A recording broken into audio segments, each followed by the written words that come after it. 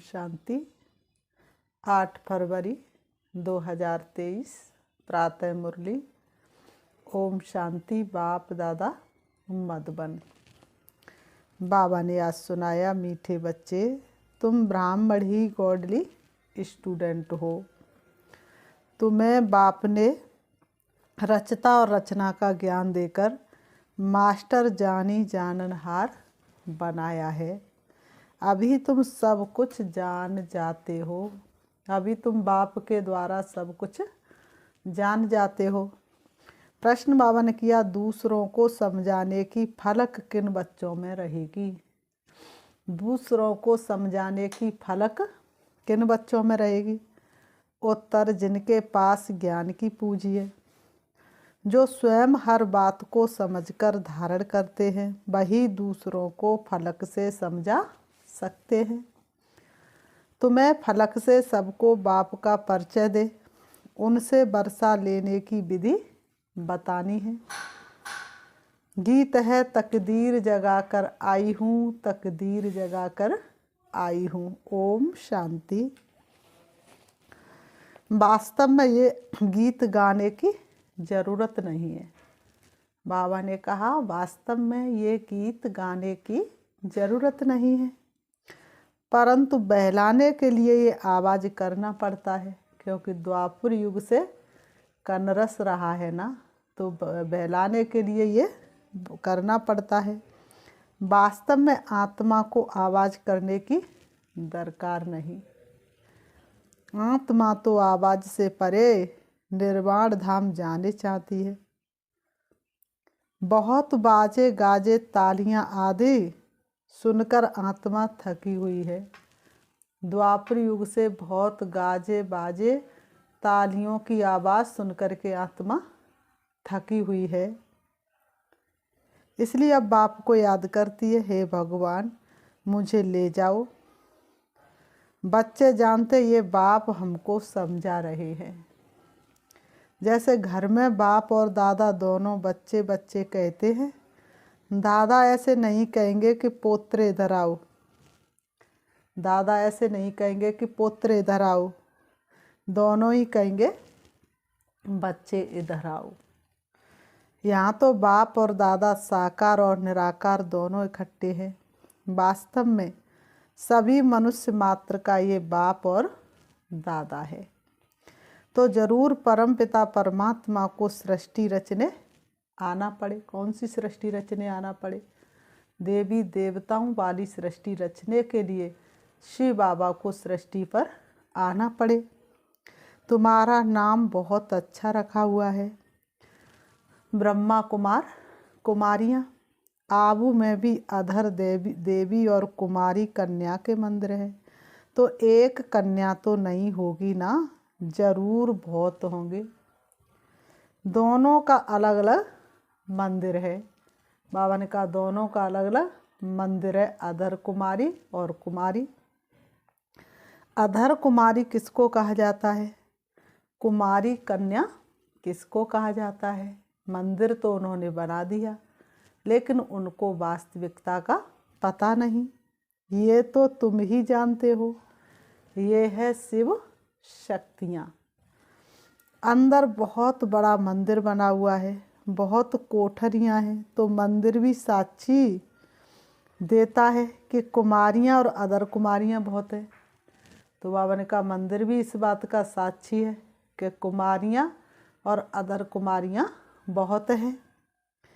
चित्र जो बनाते हैं वह भी यादगार हैं, जो होकर गए हैं।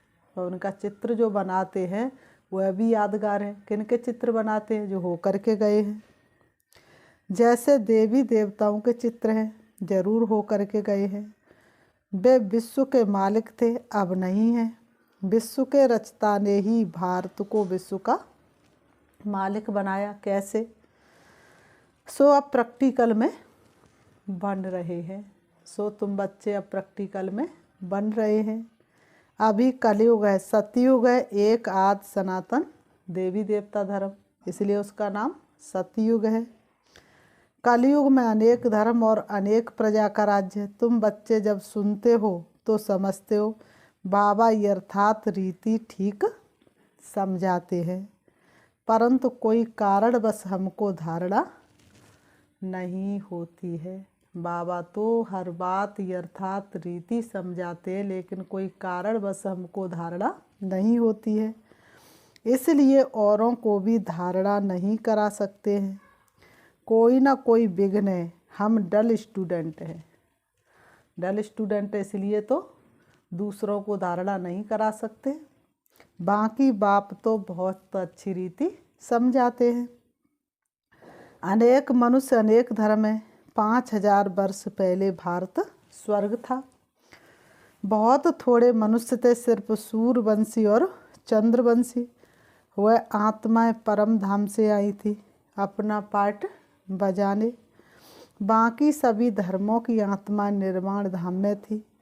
अभी अनेक धर्म है, बाकी देवी देवता धर्म प्रायः लोप है। अभी अनेक धर्म है, बाकी देवी देवता धर्म प्रायः लोप है।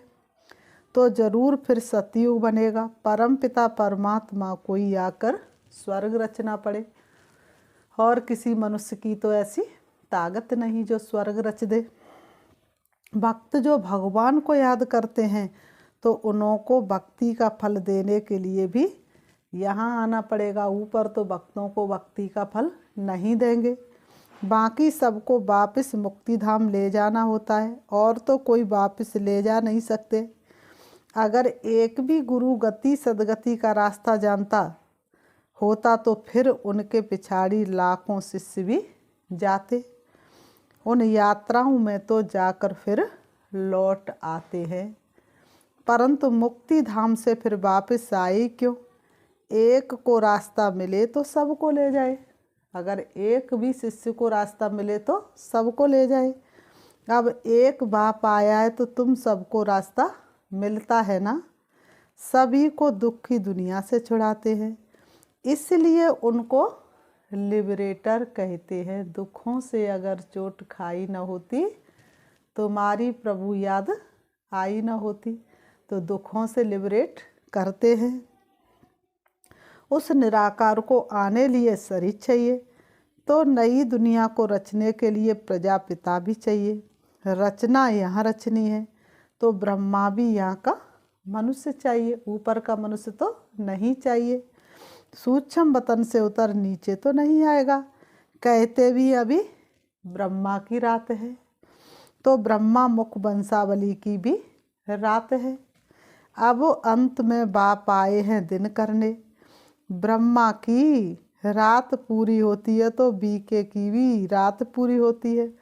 प्रजापिता ब्रह्मा तो ठीक है, वास्तव में सभी मनुष्य आत्माओं का बाप परमात्मा को कहा जाता है। सभी उनको गॉड फादर परम पिता परमात्मा कहते हैं। सेंसिबल मनुष्य जब गॉड फादर कहते तो कोई मनुष्य को याद नहीं करते। कोई तो कहते हुए ज्योति स्वरूप है, ब्रह्म है। ब्रह्मा विष्णु शंकर को तो ब्रह्म नहीं कहेंगे। तो पहले पहले परिचय देना है अपना कि हम बीके हैं। ब्रह्मा को भी परम पिता परमात्मा रचते हैं, फिर ब्रह्मा मुख से ब्राह्मणों को रचाए। प्रजापिताए तो जरूर बहुत संतान होगी। इस रीति सिजरा बढ़ता जाता है। ब्राह्मणों का बदल सतयुगी देवता बनते हैं, क्योंकि बाप बैठ ब्राह्मणों को राजयोग सिखलाते हैं। बाप कहते तुम मेरे द्वारा मुझे और मेरी रचना को जानने से सब कुछ जान जाते हो, बाकी कुछ जानने के लिए नहीं रहता। इतना बड़ा इम्तहान पास कर लेते हो, अर्थात मास्टर जानी जाननहार बन गए। गॉडली स्टूडेंट सिर्फ ब्राह्मण ही होते हैं। देवताएं वैश्य व शूद्र कोई भी गॉडली स्टूडेंट नहीं होते। भगवान वाच होता ही है ब्राह्मणों के प्रति, देवताओं और शूद्रों के प्रति भगवान वाच हो नहीं सकता। सिर्फ ब्राह्मण ही होते हैं। देवताएं वैश्य व शूद्र कोई भी गॉडली स्टूडेंट नहीं होते हैं। भगवान वाच होता ही है ब्राह्मणों प्रति। अगर कृष्ण भगवान वाच हो तो भी किनों प्रति? जरूर उन्हों को भी ब्राह्मण चाहिए। तो प्रजापिता द्वारा ब्राह्मण रचते हैं। रुद्र ज्ञान यज्ञ भी अगर बाबा ने कहा ब्रह्मा ही रचते हैं। कृष्ण ज्ञान यज्ञ तो कभी नहीं कहते। तो पहले पहले समझाना है कि हमको पढ़ाने वाला स्वयं परमपिता परमात्मा है, जो ही ज्ञान का सागर है। वही हमारा बाप टीचर सतगुरु है। फिर इसमें कोई उल्टा सुल्टा प्रश्न उठाने की दरकार ही नहीं। इतने ढेर बीके हैं, कोई एक दो नहीं। पहले पहले पढ़ाना ही अल्प है। अल्प बगैर मनुष्य कुछ भी जान नहीं सकते। उन्हों को समझाना चाहिए कि परम पिता परमात्मा शिव ब्रह्मा मुख द्वारा ब्राह्मण रच रहे हैं। अकेला ब्रह्मा तो रचना नहीं है, अकेला ब्रह्मा तो रचता नहीं है। ये पॉइंट्स धारण करने की हैं। बाबा के पास ज्ञान है तो तुमको डिलीवरी करते हैं। तुम हो ज्ञान गंगाएं। सागर तो एक ही है। ये ब्रह्मा भी ज्ञान कंठ करते हैं, तो ये भी ज्ञान गंगा हुई। ज्ञान कंठ करने वाले को ज्ञान गंगा कहा जाता है। उसमें मेल फीमेल दोनों आ जाते हैं। ज्ञान सागर तो एक ही बाप है। यहाँ देखो पानी के सागर को तो टुकड़ा टुकड़ा कर दिया है।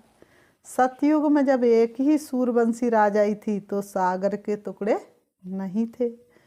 कहाँ भी जाकर सैर कर आते थे, वहाँ कोई कह ना सके कि मेरी हद में ना आओ अथवा पानी न लो। यहाँ तो एक दो का पानी भी बंद कर देते हैं। कितने टुकड़े हो गए हैं, बाबा ने कहा कितने टुकड़े हो गए हैं। अब हम एक ही सचखंड स्वर्ग की स्थापना कर रहे हैं। बाप का भी विचार सागर मंथन होता है। बाप का भी विचार सागर मंथन होता है, तब तो समझाते हैं। बिना विचार सागर मंथन के थोड़े नहीं समझाते हैं। ब्रह्मा भी कहेंगे सभी जीव आत्माएं हमारे बच्चे हैं। आदि देव अथवा आदम सभी का बाप है। ऐसे नहीं उस समय कोई मनुष्य नहीं थे फिर आदम ने आदमी पैदा किए, नहीं। निराकार बाप को पहले जरूर आदम में आना पड़े, तब तो मुख वंशावली रचे। बाकी ऐसे नहीं कोई मुख से निकल आए व नासिका या पवन से पैदा हुए। ये सब है भक्ति की बातें। मनुष्य तो कच्छ मच्छ को भी पूजते रहते। आत्मा की शक्ति जैसे जैसे कम होती जाती है वैसे पूजा भी गिरावट की तरफ चली जाती है। तो पहली पहली बात है कि आत्माओं का बाप कौन है। वह जरूर स्वर्ग रचता होगा। अब तो नरक है। अभी हम स्वर्ग के लिए राजयोग सीख रहे हैं, परम पिता परमात्मा के द्वारा, कोई मनुष्यों के द्वारा नहीं। ये विश्वास भी हर कोई कर ना सके, इसलिए कहते हैं कोटों में कोई ही उनको पहचानता है। ब्रह्मा भी उन द्वारा पढ़ रहे हैं। परम पिता परमात्मा सभी आत्माओं का बाप है। ब्रह्मा जीव आत्माओं का बाप है। हम उनकी मुख वंशावली ब्रह्मा कुमार और ब्रह्मा कुमारियां हैं। हमको फिर भी ज्ञान सागर बाप ही देते हैं। हम श्रीमत पर चलते हैं, वह तो नामी ग्रामी है। ब्रह्मा की मत मशहूर है। कहते ब्रह्मा उतर आए तो भी हम नहीं मान सकते। ऐसे कभी नहीं कहा जाता कि विष्णु भी उतर आए तो भी तुम नहीं मानेंगे। ये ब्रह्मा के लिए ही कहा जाता है। उनको ज्ञान देता है शिव। तुम भी श्रीमत पर चल श्रेष्ठ बनते हो। तुम भी बाप की श्रीमत पर चल श्रेष्ठ बनते हो। बाप समझाते कि मैं आकर देवता धर्म की स्थापना करता हूँ। ये जो आर्य समाजी इतनी खिटपिट करते हैं उनको बोलो तुम देवताओं को तो मानते नहीं हो, उनको खंडन करने वाले हो। हम हैं देवी देवता धर्म के। तुम्हारा धर्म अलग, देवी देवता धर्म अलग है। हर एक को फ्रीडम है अपने धर्म में कुछ भी करे। बाबा ने कहा हर एक को फ्रीडम है अपने धर्म में कुछ भी करे। मुसलमानों का धर्म अलग है, वह बहुत डिबेट करते हैं कि तुम ऐसे क्यों करते हो। वैसे हमारा धर्म आदि सनातन देवी देवता धर्म है। उसका ही प्रचार करते हैं। तुम इंटरफियर क्यों करते हो? उनको भी युक्ति से समझाना है। बाबा ने कहा उनको भी युक्ति से समझाना है। उनसे डिस्कस करने की ज़रूरत नहीं, उससे वह समझेंगे नहीं। जो भी कोई आए तो बाप का परिचय दो। कोई भी तुम्हारे सम्मुख आए बाप का परिचय दो। हम बाप से वर्षा ले रहे हैं, तुमको भी लेना हो तो आओ। बाप अमर लोक स्थापन कर रहा है, इसलिए तुमको पावन जरूर बनना पड़े। बिना पवित्रता के तो पावन दुनिया में जा नहीं सकते। बाप कहते से रावण पर जीत जरूर पानी है। हम शक्ति सेना जीत पा रही हैं। हमारा उस्ताद कैसे हमको जीत पाना सिखला रहे हैं। हमारा उस्ताद कैसे हमको जीत पाना सिखला रहे हैं। सो आओ तो हम तुमको समझाएं। अगर तुमको जीत पानी है तो तुम भी शक्ति दल में शामिल हो जाओ। बाकी फालतू बातें मत करो। परंतु ये फलक से कह वही सकेंगे जिनके पास, कौन कह सकेंगे ये बात फलक से? जिनके पास ज्ञान की पूंजी होगी। फिर बाबा ने कहा अच्छा मीठे मीठे सिखी लते बच्चों प्रति माता पिता बाप दादा का याद प्यार और गुड मॉर्निंग। रूहानी बाप की रूहानी बच्चों को नमस्ते। हम रूहानी बच्चों की रूहानी बाप दादा को याद प्यार और नमस्ते नमस्ते नमस्ते नमस्ते। धारणा के लिए मुख्य सार नंबर 1, ज्ञान को कंठ कर मास्टर ज्ञान सागर अथवा ज्ञान गंगा बन पतितों को पावन बनाने की सेवा करनी है। ज्ञान को कंठ कर मास्टर ज्ञान सागर अथवा ज्ञान गंगा बन पतितों को पावन बनाने की सेवा करनी है। नंबर 2, हर एक को बहुत युक्ति से समझाना है, किसी से भी डिस्कस नहीं करनी है। हर एक को बहुत युक्ति से समझाना है, किसी से भी डिस्कस नहीं करनी है। सबको बाप का परिचय देना है। बनो महान करो कल्याण। जितना महान बनेंगे उतना दूसरों का कल्याण कर सकेंगे। वरदान बाबा ने वरदान में बताया, प्योरिटी की पर्सनैलिटी और रॉयल्टी द्वारा बाप के समीप। बाबा ने कहा प्योरिटी की पर्सनैलिटी और रॉयल्टी द्वारा बाप के समीप आने वाले देही अभिमानी भव। स्पष्टीकरण है, जैसे शरीर की पर्सनैलिटी आत्माओं को देहवान में लाती है, ऐसे प्योरिटी की पर्सनैलिटी देही अभिमानी बनाए बाप के समीप लाती है। चुप रहना हम चाहे, ये आंखें बोलती हैं। कुछ भी मत बताओ, तुम्हारी पवित्रता में इतनी ताकत है, जिधर देखोगे उधर ही आत्मा तुम्हारी तरफ खिंचती चली आएंगी। ऐसे प्योरिटी की पावन का प्योरिटी की पर्सनैलिटी आत्माओं को प्योरिटी की तरफ आकर्षित करती है। प्योरिटी की रॉयल्टी धर्मराजपुरी की रॉयल्टी देने से छुड़ा देती है। इसी रॉयल्टी अनुसार भविष्य रॉयल फैमिली में आ सकेंगे। देही अभिमानी बच्चे इस पर्सनैलिटी द्वारा बाप का साक्षात्कार कराने वाले रूहानी दर्पण बन जाते हैं।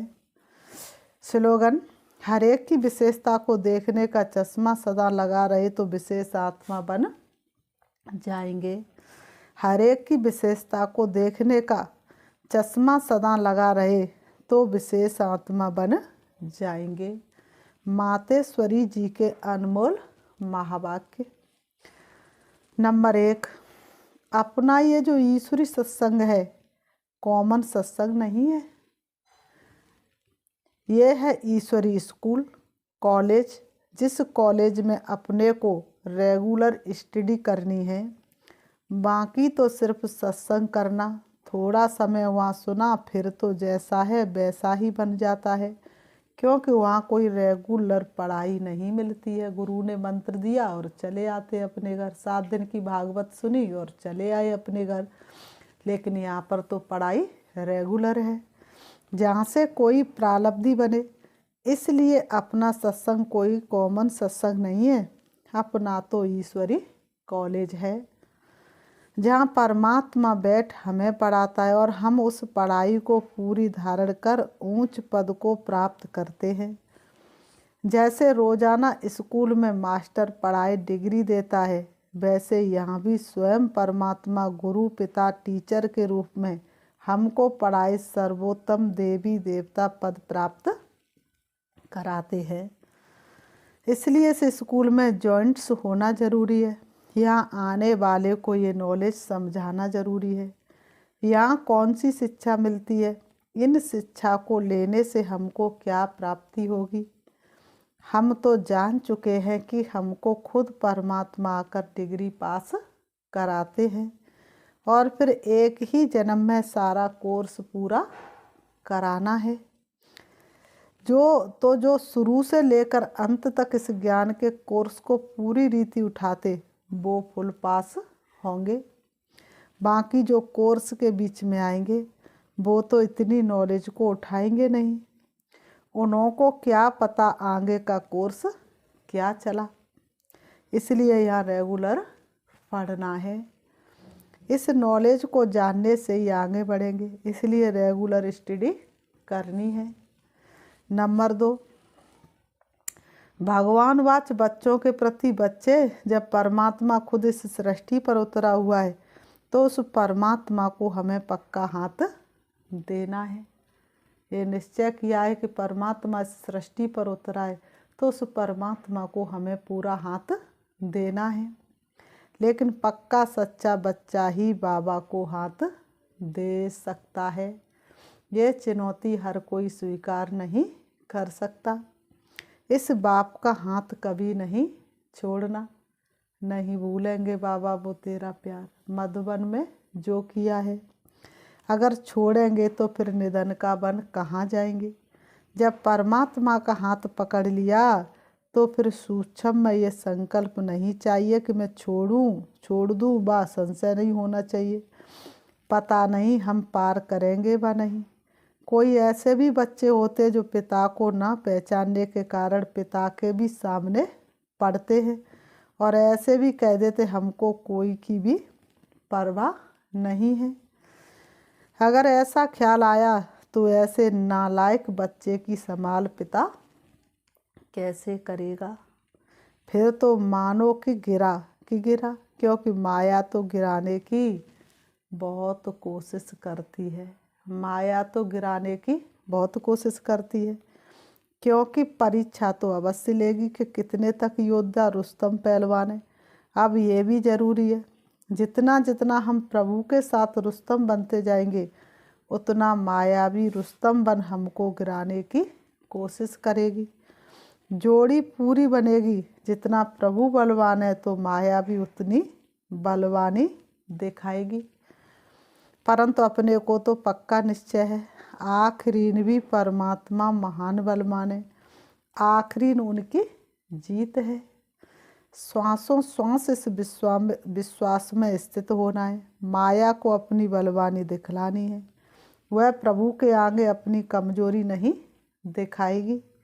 बस एक बारी भी कमज़ोर बना तो खलास हुआ। इसलिए भल माया अपना फोर्स दिखलाए, परंतु अपने को मायापति का हाथ नहीं छोड़ना है। वो हाथ पूरा पकड़ा तो मानो उनकी विजय है। जब परमात्मा हमारा मालिक है तो हाथ छोड़ने का संकल्प नहीं आना चाहिए। अगर हाथ छोड़ा तो बड़ा मूर्ख ठहरा। इसलिए परमात्मा कहता है, बच्चे जब मैं खुद समर्थ हूँ तो मेरे साथ होते तो मैं भी समर्थ अवश्य बनना है। समझा बच्चे? अच्छा, ओम शांति। अभी हम 5 मिनट प्यारे श्री बाबा को याद करेंगे। बाबा ने आज बताया पवित्रता की ताकत वो ताकत है जिसके द्वारा तुम स्वयं का भी उद्धार कर सकते हो और दूसरों का भी उद्धार कर सकते हो। अपने आप को सम्मान देना है। मैं सर्व की उद्धार मूर्त आत्मा हूँ। दोनों ब्रह्म के बीच ब्रकुटी में विराजमान हूँ। पवित्रता मुझे आत्मा का निजी संस्कार है। मैं आत्मा किसी के भी प्रति आकर्षित नहीं हो सकती। मुझे आत्मा का कोना कोना पवित्र है, क्योंकि मैं पवित्रता के सागर प्यारे पिता परमात्मा की सबसे प्रिय संतान हूँ। मुझे आत्मा की पवित्रता मेरे शरीर के एक एक अंग को पवित्र बना रही है। मुझे आत्मा की शक्तियाँ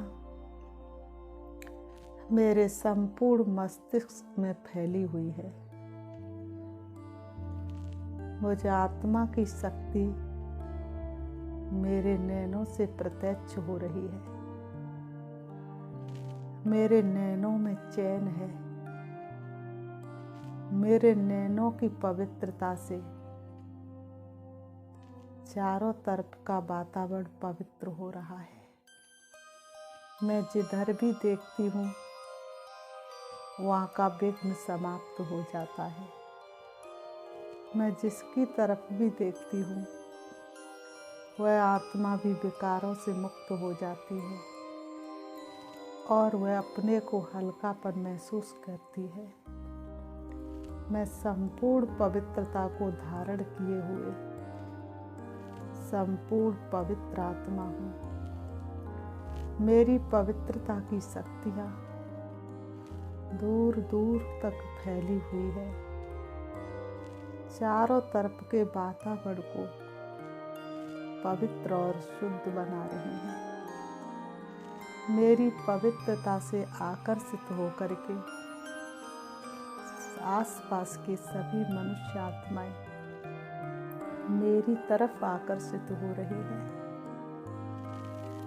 मेरी पवित्रता की शक्ति मेरे जन्म जन्मांतर के विकर्मों को समाप्त कर रही है।